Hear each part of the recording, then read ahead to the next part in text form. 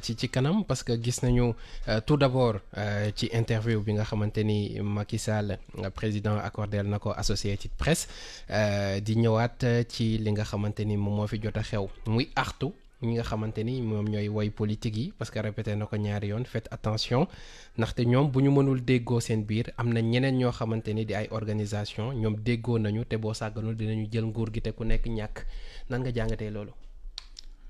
D'abord, dans le format de l'interview. Le format. Avant d'arriver au fond, le format. lan ban jàngat nga am ci format bi. mais moment fii réew mi toll.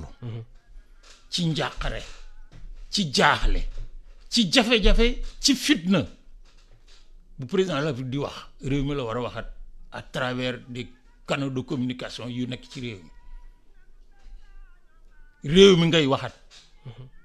dans des canaux de communication yu kii bu munta wax ak askan wi yëpp à travers tous les médias ñu fekk ko palais mais mu def RTS wax ak ñoom wax ak réew mi mais Associated Press. mais nag c'est pas surprenant parce que son premier ministre a parlé une semaine avant. Jeune Afrique la wax. Jeune Afrique n'est pas un média africain.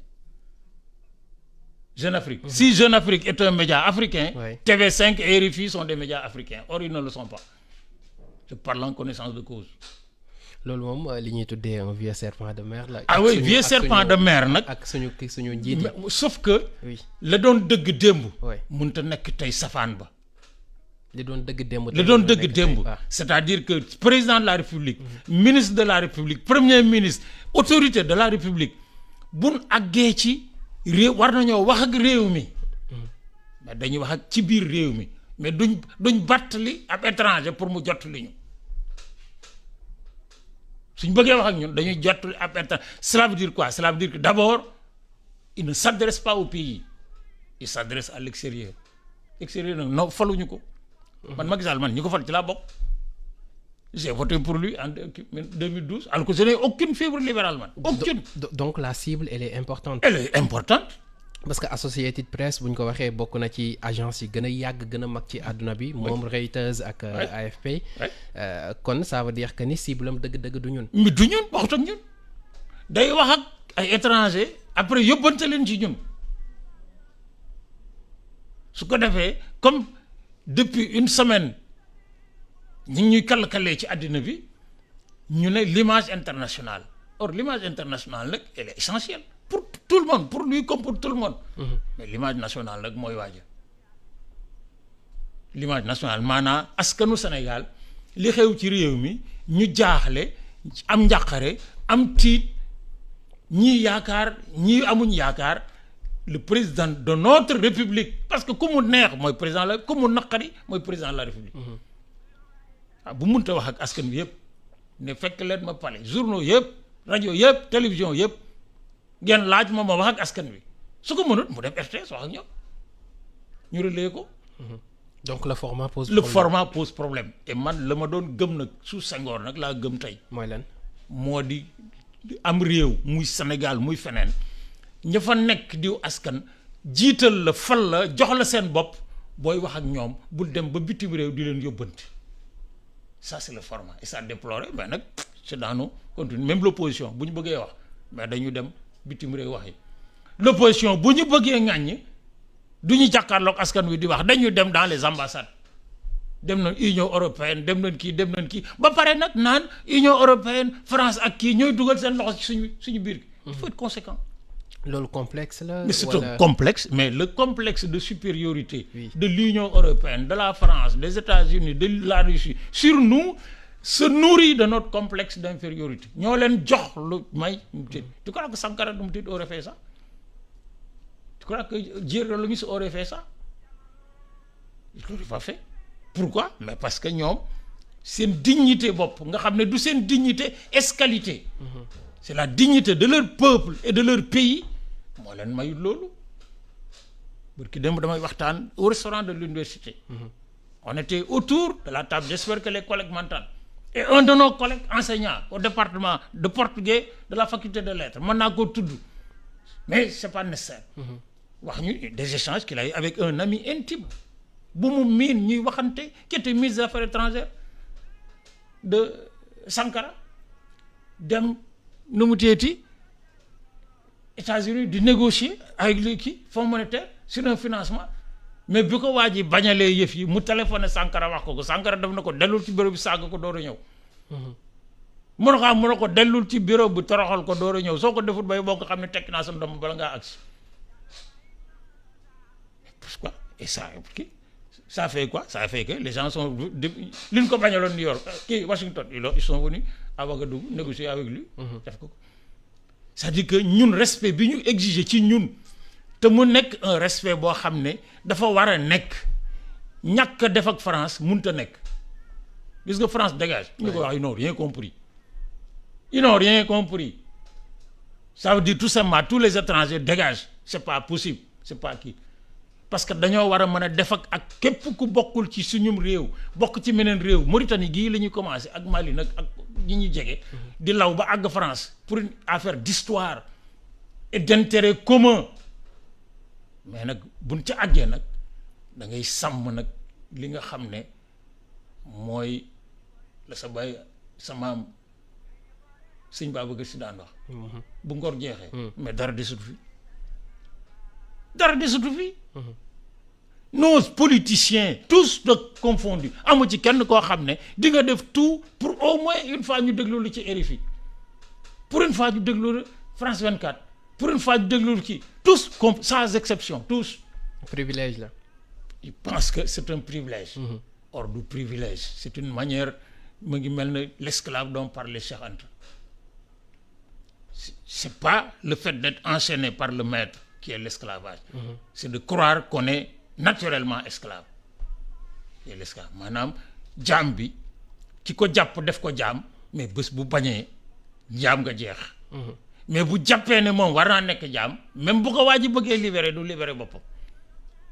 or loolu nag dafa jot ci kii bu jàmm ne kii quand le président de la République voyage le premier ministre voyage le ministre de quel qu'il soit le directeur voyage mais fa mu dem dafa fekk ay médias day wax ak ñoom.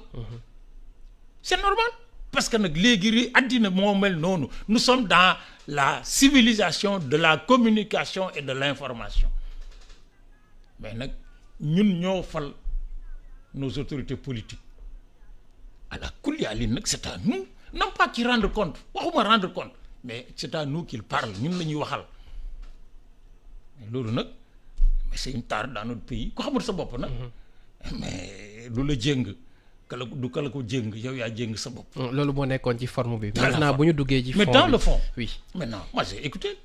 j'ai écouté et j'ai lu tout ce qu'on a écrit pendant le week-end d'abord ñetti poñ laa ci seet. mooy yenn bi ci njëkk. bi ci njëkk mooy fokk mu expliquer justifier argumenter lu tax mu dàq élection yi. c'est-à-dire le premier élément mooy man. dàquma ko ci sama coobare bopp dàquma ko ci sama intérêt bopp dama ko dàq parce que su ma ko dàqutoon mu jur musiba xam nga nag musiba moom mu tapaase bàyyi dee na dàgg jalak na waaye ñetti gone dee nañ ci. kon nag doon bañ à la kulli alin même bu fekkee ne am na lu gënoon a danger ci kanam lii am na bu pare. la deuxième chose mooy comme moom gis na lu ñu gisut xam na lu ñu xamut et ça c'est normal parce que le président de la République dafa bëgg daal réew mi fi mu toll ñu toog waxtaan. appel au dialogue. loolu nag ça confirme interview bi le communiqué du conseil des ministres de mercredi. oui parce que il n'y a pas besoin d'aller parler à Associated Press ou à Reuters ou à qui que ce soit. Le communiqué du conseil des ministres de mercredi mais était un appel au dialogue. et même l'adresse à la nation du 3 février. L'adresse à la nation du 3 février. oui maintenant nag la troisième chose mooy les perspectives que ça ouvre discours bi. interview oui quelle perspective lay ubbi. yan perspective lay ubbi. bi ci njëkk mooy le président reconnaît qu'il y a des tensions internes dans le pays réew mi nit ñi tiit na nit ñi njàqare na nit ñi y compris léegi nag ça atteint le gouvernement et surtout dans le diagnostic ak perspective yi muy ubbi il parle de risque de captation du pays par des forces organisées maanaam réew mi toll na boo xam ne ñun politiciens yi heureusement qu'il a dit nous les politiciens. Il n'a pas dit le pays le pays n'a rien fait le peuple n'a rien fait pour risquer quoi que ce soit ñoomu nee na je te tiens tu me tiens on se tient dans un mouchoir lii ñu nekk ñun politiciens yi bu dakkut du ñàkk ay kuréel yoo xam ne ñoom dañoo jàppoo taxaw tëgg seen organisation bopp capter réew mi te bu boobaa réew mi yëpp ay ñàkk loolu nag j'ai envie d'emprunter un truc à un journaliste français quand il avait dit un président ne devrait pas dire cela en parlant de François Hollande. Il ne devrait pas dire. Ah non, il ne devrait pas dire cela. lan moo tax war ko woon wax. gis nga Mohamed. Oui. Depuis 1 an bu ma lay wax fii tous les lundis tous les vendredis wala un lundi ou vendredi sur 2 que tout peut arriver man loolu bokkoon na ci li ma doon xalaat. mais musuma ko wax. tous les mercredis lundi et vendredi bu ñu toogee fii ma ne la lii ñu dëgmal c'est les incertitudes. Et tout peut arriver. Tout peut arriver nag as gor foofu la mën a yem man du ma toog ci rajo naan des forces organisées parce que les seules forces organisées man yi nga xam ne dénoncé naa leen fii di kon ne den dénoncé mooy ñu nekk à notre frontière est et à notre frontière nord ne ñoom ñoo gën a jullite sénégalais yi nekk fii parce que ay murit ak tijaan lañu et que dañuy dugg ci réew mi jël ko pour soppi ñu bàyyi di confrères yi tous les jours ma wax ko fii. Or dañoo am ay collaborateurs ci biir réew mi dafa am ñu ànd ak ñoom ci biir réew mi ñoo xam ne ñi ngi ci bitti gendarmerie police ak armée sénégalaise ñoo tax duggagun ci réew mi def ni ñu defoon Mali capté réew ma taxawal ay sagari nit ñu parce que seen sikkim gudd na seen mbubu gàtt ñu juger nit ñi di dagg seen loxo yi ba pare toj suñu jàkka yi génn kii parce que ñi ko fi def duñu ay jullit ça c'est des forces organisées. C'est une forme d'interprétation. Son porte-parole loolu la wax.